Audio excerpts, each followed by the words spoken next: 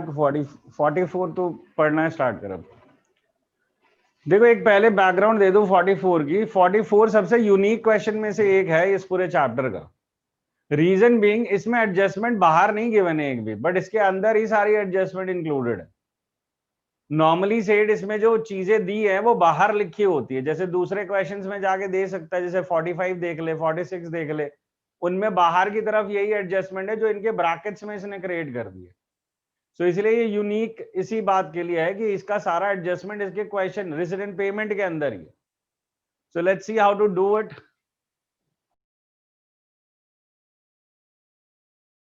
आगे to entry fees है 2018-19 और 2019-20 की। तो आएगा यहाँ पे कि नहीं आएगा, पहले तो ये डिसाइड कर ले। सर 19, अच्छा नहीं, don't go for the year, I am just talking about the term entrance fee, whether it would come to this place और नॉट। आएगा। हाँ तो वो एज ए इनकम आ रहा है। अब ये देखो इसको हम एज ए एडजस्टमेंट लेके चल रहे जो अंदर दिया हुआ है, हमें इसी साल का रखना है, राइट।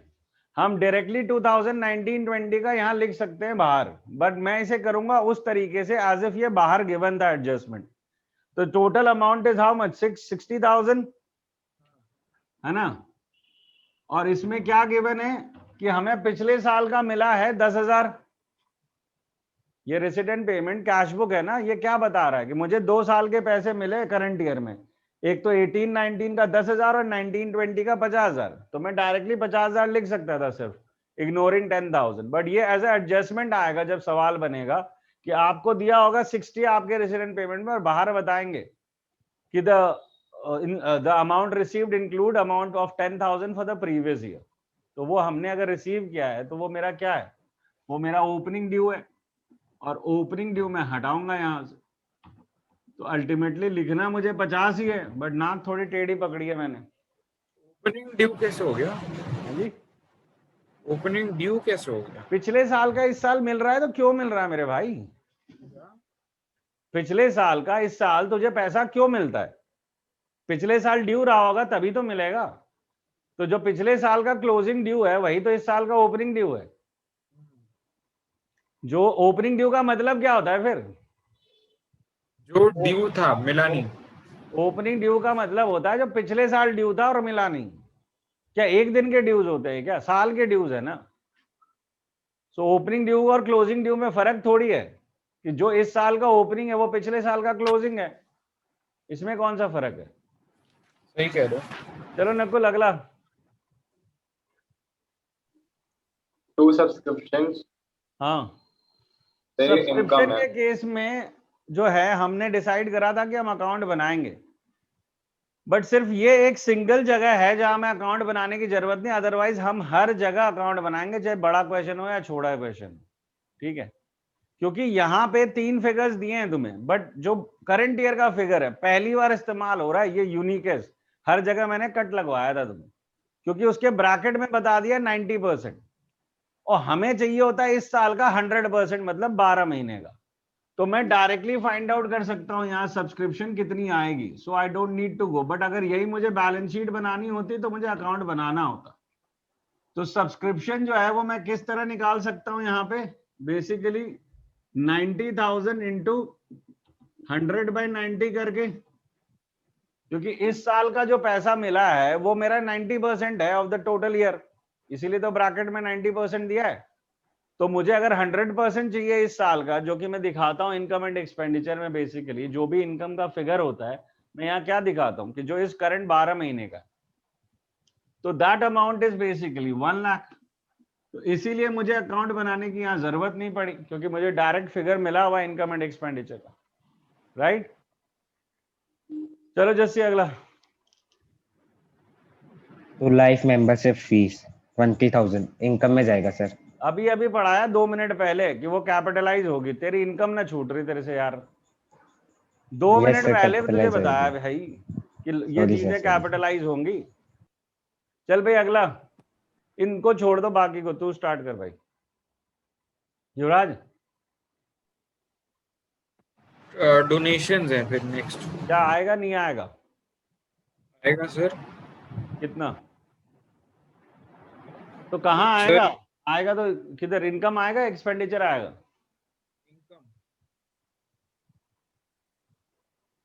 अबे क्या चला जाता है इतनी सोच में? पैसा इनकम मिला में है आएगा सर। तो इनकम ही होगा ना, इसमें क्या सोचने जब जा? मैंने इनकम ही तो कहा। मैंने सुना ही नहीं दिया तो मैं क्या करूं बता। तो बाय डोनेशन कितना अमाउंट है? 1,20,000। कितना? 1,20,000। यार तू तेरी वॉइस क्लियर नहीं है, ठीक कर पहले उसको। तो 1,20,000। 1,20,000। चलो भाई अगला बताओ। Specific donation. अरे तू मैं ट्राई अगला करूँ है ये? क्या जो आ गया? रुक तो जा। Sorry sir. हाँ बोल भाई तू। सर डोनेशन फॉर टूर्नामेंट, ये कहाँ आएगा? ये सर इनकम है। इनकम है। सारी पढ़ाइयाँ खत्म कर लो, पीछे फंडे पढ़ो ही ना। अच्छा अबे fund based fund accounting capital पढ़ा है, पे ही वो करूँ? क्या था? हाँ भाई, फंड सर बेस्ड अकाउंटिंग क्या था फिर? तो वो वो भी यहाँ पे स्पेशल थोड़ी आएगा। टूर्नामेंट का जो डोनेशन है वो यहाँ आएगा ही नहीं, वो बैलेंस शीट में जाएगा। Balance sheet. चल भाई अगला बोल। बोल। मैं बोलूं? अरे यार तुम्हारे को एक तो नंबरिंग सिखानी पड़ेगी क्या? तू क्यों बोलेगा? वो सब्सक्रिप्शन नहीं रहा है, फॉर पता नहीं उसको अपने में यार याद नहीं रहता, दूसरे में घुस जाता है। जल्दी बोल। To subscription for governance policy. ये भी नहीं आएगा सर। पार्टी है भाई, पॉलिसी कहाँ है? जैसे पार्टी, सॉरी हाँ नहीं तो आएगा। ये स्पेसिफिक है। चल भाई अगला बोल। To interest on 8% fixed asset fixed deposit 2,400 है, तो ये आएगा। कहाँ आएगा? इनकम में। सो बाय 8% फिक्स्ड डिपॉजिट नाम है उसका, कुछ करना नहीं है ना। इंटरेस्ट ऑन फिक्स डिपॉजिट करना है भाजी। आपको खोजना पड़ेगा फिक्स डिपॉजिट कहाँ है, क्योंकि ये इम्प्लाइड एडजस्टमेंट की तरफ हिंट कर रही है। ये आप 11 से देख रहे हो कि जहां परसेंटेज लगा होगा वहां कांड हो सकता है। तो क्यों इग्नोर मारोगे? इग्नोर मारोगे क्या इसको? जब आपको पता है कि इसके साथ हो सकता है, कहानी आ सकती है, तो आप तो खोजोगे ना कि कहाँ है। उल्टे तरफ जाओ, वहां पे 8% फिक्स डिपॉजिट दिया हुआ 1,20,000 रुपए का। तो अभी टोटल इंटरेस्ट निकलेगा इसका। टोटल इंटरेस्ट इज 1,20,000 जब उसके नीचे डेट भी दी है। 8/100 इंटू 6/12, क्योंकि डेट गिवन है इसीलिए। 6/12 वन को इन्वेस्ट किया है तो 6 महीने का मिलेगा ना मुझे। So that is equal to 4,800। और जिसमें से रिसिडेंट पेमेंट में कितना दिखा है, जो रिसीव्ड फिगर है वो कितना है? वो 2,400 है। तो ड्यूज हो गए ना 2,400 के। इतना ड्यू चल रहा है। सर एक बहुत सिली क्वेश्चन है सर, लेकिन मैं कंफ्यूज हो गया हूँ। बोल। हालांकि हमने ये चीज बहुत बार की है, लेकिन हाँ अक्टूबर 1 को गिनना है, अप्रैल 1 टू अक्टूबर 1 की, अक्टूबर 1 टू मार्च डेज नहीं गिन 31। रहा, महीना गिन रहा है। हाँ अक्टूबर हाँ, 1 होने से अक्टूबर खत्म थोड़ी हो जाएगा। तो अक्टूबर 1 टू मार्च 31 की, अप्रैल 1 टू अक्टूबर 1। अरे क्या पागल आदमी, आगे देखेगा पीछे देखेगा? इन्वेस्ट किया अक्टूबर 1 को तो उसके आगे इंटरेस्ट मिलेगा, पीछे इंटरेस्ट मिलेगा तुझे? मार्च 31 तक 6 तो महीने। लो ना फिर, चलो आगे बढ़ो। तो टोटल यहाँ पे हो जाएगा 2,400, तो ये था ही, प्लस जो अक्रूड है इसके ऊपर इंटरेस्ट वो है 2,400 का। सो टोटल 4,800 का तेरा इंटरेस्ट आ गया यहाँ पे। समझ में आ रही है बात? तो कहीं भी परसेंटेज दिखेगा उसे तो लाइटली लेना ही नहीं है। ये 11 से ही देख रहे हो कि इम्प्लाइड एडजस्टमेंट का खेल रहता ही रहता है। चलो अगला बोलो भाई। Sale of old newspapers, hmm saying so. तो ये तो इनकम ही होगी, रद्दी तो बेचा है। By sale of old newspaper कितने का है? 300। से बोल। 300। हाँ तो ठीक से बोला करना, ऐसे नशे में क्या बोल रहा है। चल आगे बोल भाई। To sale of all the sports material 500, book value 1,200। Loss हुआ सर। लॉस हो गया भाई, तो लॉस में यस डाल सर। देंगे। Yes sir. Loss on sale of old sports material 700। 700 का लॉस है ना। That is basically 1,200 minus 500। ठीक बात है। Yes sir. चले आगे। चल भाई आगे बता। सर 500 नहीं आएगा इनकम में वैसे, जितना नहीं हमारा सर वो सेल हुई इनकम है। है ही नहीं। कहाँ से आ जाएगी? तेरे एसेट का पैसा तुझे वापस मिल रहा है घाटे में, तेरा इनकम हो सकता है क्या? तेरी 1200 की चीज थी, उस पे 500 रुपए मिले हैं तुझे, तो तुझे फायदा हो गया। लेकिन पैसे मिले। पैसे मिलने से थोड़ी होता है ताऊ जी इनकम। तू अगर कल 10,000 की चीज अच्छा 9,000 में बेचेगा तो तेरे पैसे मिल गए 9,000, तो तेरी इनकम हो गई क्या? इनकम का कॉन्सेप्ट ये है क्या? नहीं नहीं वो तो लॉस दिखेगा ना, जब 10 नहीं। की चीज 12 पे बेचेगा और 2,000 का डिफरेंस होगा, वो इनकम होगी तेरी। चल भाई यूवी आगे बताओ अच्छा फटाफट, बोलो। Locker's rent 6,800 including 600 for 2018-19. कहाँ आएगा? पहले तो लॉकर रेंट आएगा कहाँ, वो तो डिसाइड कर लो। Income. हाँ तो जैसे ये क्लब्स वगैरह में लॉकर लगे रहते हैं उसके हैं ये, ठीक है। तो लॉकर रेंट कितना है अमाउंट? 6,800. कितना? 6,800. ये वॉइस क्रैक क्यों कर रही है तेरी? 6,800 और इंक्लूडेड क्या है? पिछले 600 साल for का 2000. हमारा 600 रुपया इंक्लूडेड है ना 18-19 का।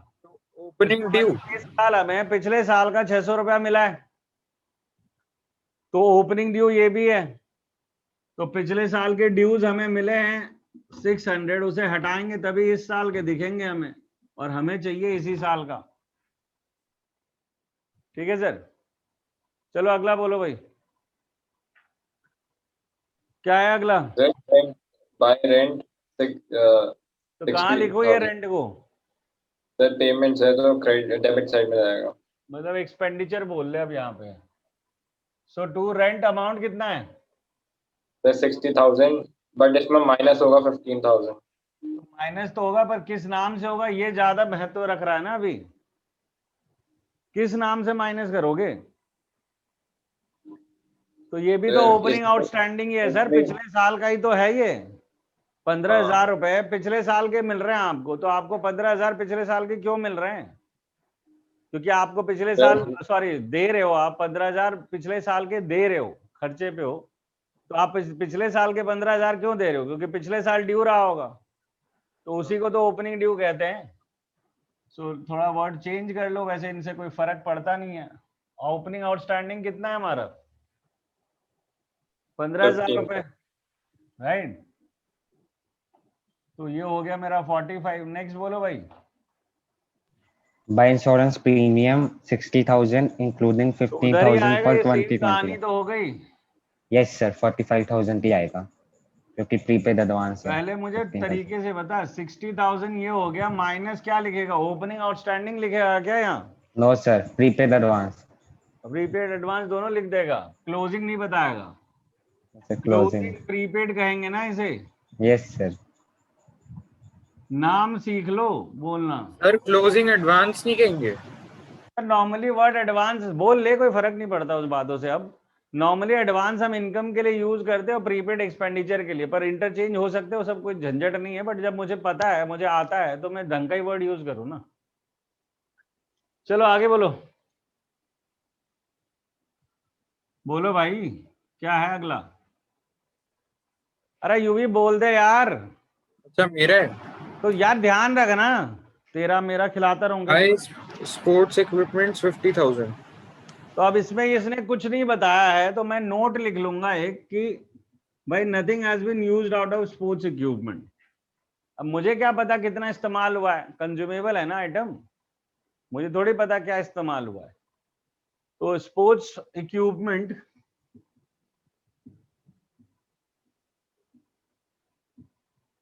assumed to have been purchased on 31/3/2020। हमने ये assumption ले ली, सर कैसे? Last day of the year है, तो इसको हमने इस्तेमाल किया नहीं होगा। या फिर नॉर्मल assumption में लिख सकते हो कि we have assumed that nothing has been consumed out sir of। कैसे, लेकिन क्यों ली इसको? क्योंकि दो ओपिनियन कहाँ से लाऊं मैं, या तो ये पूरा इस्तेमाल हुआ है या नहीं इस्तेमाल हुआ है। पूरा ये इस्तेमाल होता नहीं है क्योंकि ये कंज्यूमेबल आइटम है, पड़ा तो हो गई हमारे पास, तो रैशनल अजम्पशन लेना पड़ेगा ना, एक लॉजिकल अजम्पशन कि मैं इसका क्या करूं। तो मैं ये अज्यूम करके चल रहा हूं कि ये पूरा का पूरा आज की डेट में एसेट है मेरा, मैंने 1 रुपया इसका इस्तेमाल नहीं किया है। समझ रहे हैं sir? Because I have to take some stand on this ना। मैं कैसे अज्यूम करूं, क्या मानूं इसको? मैं इसको पूरा खत्म हो गया ये मान नहीं सकता। मान सकता हूं क्या कि मेरा स्पोर्ट्स इक्विपमेंट सारा का सारा खत्म, यूज हो गया मेरा? ये कैसे मान लूंगा? ये रैशनल ही नहीं होगा इसके साथ। तो मुझे रखना तो है पूरा का पूरा ही, मैं आधा कर नहीं सकता। कोई डिटेल नहीं है डेप्रिसिएशन की, ओपनिंग स्टॉक, क्लोजिंग स्टॉक, किसी की भी। तो मैं कंज्यूमेबल स्टॉक अप्लाई कैसे करूं? कुछ भी नहीं कर सकता। तो अज्यूम कर लिया भाई last day of the year खरीदा है, कोई डेप्रिसिएशन नहीं, कुछ नहीं, बच गया यहां से लिखने से। ठीक है, चल भाई अगला बता। सर फर्नीचर है 60,000, लास्ट डे में परचेज करा है, तो इसको भी 60,000। कहाँ लिखूं? जैसे वो उसका ट्रीटमेंट हुआ था नोट में जाएगा। किसी का ट्रीटमेंट नहीं हुआ था अभी, यहाँ पे तू ही बीमार है, नोट में प्रॉब्लम यहाँ है। फर्नीचर नोट में एसेट है, जाएगा ना। कहाँ से ले आऊं मैं यहाँ पे यार? सर, नोट फर्नीचर में जाएगा एसेट ना। है, मैं कहाँ से ले आऊं यहाँ पे? तू तो इसकी तरह ट्रीटमेंट करवा देगा। लो इंटरेस्ट सेम चीज है, फर्नीचर सेम चीज है तेरे लिए, पर मैं कर कैसे दूं? मैं तेरे हिसाब से कर नहीं पाऊंगा ना। क्या बोल रहा है? स्पोर्ट्स इक्विपमेंट की तरह यूज नहीं हुआ ना अभी तक। स्पोर्ट्स इक्विपमेंट और फर्नीचर एक ही चीज होती है सर। फर्नीचर फिक्स्ड एसेट्स है, स्पोर्ट्स इक्विपमेंट कंज्यूमेबल आइटम है। और फर्नीचर यहाँ आएगा ही नहीं, कोई सवाल ही नहीं वो इस तरफ आ सकता है अनलेस एंड अनटिल कोई डेप्रिसिएशन का रूल हो हमारे पास, और डेप्रिसिएशन दिख नहीं रहा कहीं दूर दूर तक। तो कहाँ से ले आऊं मैं फर्नीचर को यहाँ पे? सर फर्नीचर क्यों नहीं आएगा? पागल वागल है क्या? बोल रहा हूँ एसेट है यार, तुझे नहीं पता एसेट है? जो इतना एकदम आइंस्टाइन बन रहे हो, यहाँ फर्नीचर लिखो आप बैठ के प्रॉफिट एंड लॉस अकाउंट में। तो 11वीं में क्या छील रहे थे बेटा? हैं, लाइन ही बनाना सीखियो पेंसिल छील छील के, है ना? चलो भाई। सर लेकिन फर्नीचर परचेज करने के लिए पेमेंट तो की होगी ना? अरे पेमेंट करने से कौन सी इनकम एक्सपेंस हो जाता है यार? एसेट कैसे क्रिएट होता है? पेमेंट करने से दो बातें होती है, या तो वो खर्च होता है या एसेट होता है। तो दोनों आ जाते हैं क्या पीएनएल में? पेमेंट करने से ही पूरी दुनिया हो जाएगी? एक तो लाला बन गए सारे के सारे, पेमेंट हो गई तो भाई पैसा आ गया, पेमेंट आ गया तो इनकम आ गई। तो फिर अकाउंट्स काय को पढ़ो, फिर कैलकुलेटर चलाओ। चल भाई आगे, अगला बोल। By 8% fixed deposit, वो 1,20,000 आएगा ही नहीं सर। मेड ऑन 1 अक्टूबर भी एसेट 2019। है, मेड ऑन तो ठीक है, वो अभी एसेट है, इट्स इन्वेस्टमेंट। तो ये क्लियर बाइफिकेशन चाहिए ना मुझे, यहाँ क्या डालना है? यही तो सिखा रहा हूँ कि तेरे को खाली एक्सपेंडिचर और इनकम डालने हैं यहाँ पे। यहाँ पे कोई काम नहीं है एसेट, लायबिलिटी और कैपिटल का। तुम्हें 5 हेड में ही फंसे पड़े हो आज तक, बताओ 11 से। ये 5 हेड ही नहीं समझ आया आज तक तुम्हें कौन से होते हैं। चल भाई यूं आगे बता, जल्दी बता। सर ये तो वही 8% फिक्स डिपॉजिट आ गया। वो तो गया, उसने वो कर दिया, तू लेट क्यों चल रहा है भाई? आगे चलना, वो पढ़ चुका है। By tournament expenses. हाँ ये कहाँ आएगा? बोल जल्दी। एक्सपेंडिचर में ही आएगा? नहीं आएगा। नहीं नहीं, ये तो स्पेसिफिक है। इसका फंड बना पड़ा है, ये यहाँ क्यों आएगा? ये भी लायबिलिटी पे जाएगा। क्या मतलब? अरे इसका टूर्नामेंट फंड ऑलरेडी आगे गया हुआ है, क्वेश्चन के साथ भी रहो ना सर। अंदर देखो रिसिप्ट साइड में टूर्नामेंट फंड पड़ा हुआ है। आपका टूर्नामेंट फंड है तो वो यहाँ क्यों आएगा? अगर tournament fund donations for tournament. Donations for tournament fund है। चलो आगे बोलो। Bye books. हाँ बुक्स बता भाई तू। ये 20,000 दे रखा है। कहाँ आएगा वो बता। सर क्यों आएगा ये? क्यों आएगा मतलब क्यों नहीं आएगा? बुक्स तेरे बुक्स नहीं आनी चाहिए। कंज्यूमेबल एसेट है। ऐसे तो सर बुक्स में एसेट हुई। बुक्स एसेट है बाबूजी, तुम्हारे लिए नहीं है, हर साल फाड़ के फेंक देते हो। बाकियों के लिए तो एसेट होती है ना, जो लाइब्रेरी मेंटेन करता है। नहीं सर, एसेट हुई तो इसको थोड़ी डालेंगे यहाँ पे। नहीं डालेंगे, मैं कहाँ कह रहा हूँ डालेंगे, मैं वजह दे रहा हूँ ना तुझे। अभी तो मैंने कहा ये क्यों आएगा। हाँ वाह, कंज्यूमेबल नहीं है। कंज्यूमेबल मेरे हिसाब से तो नहीं है भाई। लाइब्रेरी अगर मेंटेन कर रहे हैं तो क्यों कंज्यूमेबल होगा? Okay sir, okay. वैसे रख लो, कोई फर्क नहीं पड़ने वाला उससे। कंज्यूमेबल में डाल लो, उससे क्या फर्क पड़ने वाला। एसेट तो है ना अल्टीमेटली। चलो आगे बोलो। बाय न्यूज़पेपर 1000 आएगा। ये भी नहीं आएगा फिर। अच्छा न्यूज़पेपर एसेट बनाते तो अब यही बचा है। कल आज का न्यूज़पेपर दूसरे दिन ना मिले पर तेरे लिए एसेट बनेगा। न्यूज़पेपर तो खर्चे में रहने दे। कितना है? फिर बना ही समोसा के नीचे रखने के लिए। हाँ 1000 चल आगे बोल। By printing and stationery. ये भी खर्च ही है, इसे भी ला रहे हैं। कितना है? 19,000। कितना? 19। हाँ हाँ। ओके फिर क्या है? By by balance balance sheet. तो balance sheet is closing balance of cash, तो ये भी नहीं आएगा यहाँ पे। ठीक है, तो ये कहानी है कि शॉर्ट आउट करना होता है। जैसे ट्रायल बैलेंस से सारे आइटम थोड़ी पीएनएल में चले जाते थे, तो यहाँ थोड़ी चले जाएंगे। रेसिडेंट पेमेंट मिक्स्ड आइटम है, उसमें एसेट भी है, लायबिलिटी भी हो सकती है, इनकम भी है, गेन्स भी है, एक्सपेंस भी है। तो वो कौन सी चीज यहाँ आनी है वो डिसाइड करना पड़ेगा ना आपको। सर एक डाउट था हाँ बता ले। सर, जैसे पिछले साल एडजस्टमेंट होती है उसकी मतलब 2 इफेक्ट होते थे, तो इस साल के भी 2 सर इफेक्ट ऐसा ही है कुछ क्या? यहाँ पे मैं जनरलिटी बताना होता बहुत पहले बता चुका होता। यहाँ ऐसी जनरलिटी नहीं है, यहाँ पे स्मार्ट होना पड़ेगा। 11th पढ़ के आए हो, बेवकूफ जैसे थोड़ी रहोगे यार। सब पिछले साल शॉर्टकट था नहीं ना। है यहाँ पे भाऊजी कुछ भी। You have to analyse the impact, max possible impact. अभी तो बड़े क्वेश्चन पे आने दो, वहां पे और अलग खेल आएगा। और अभी तो आए नहीं हो बड़े में, ये सवाल ही क्यों कर रहे हो मेरे से?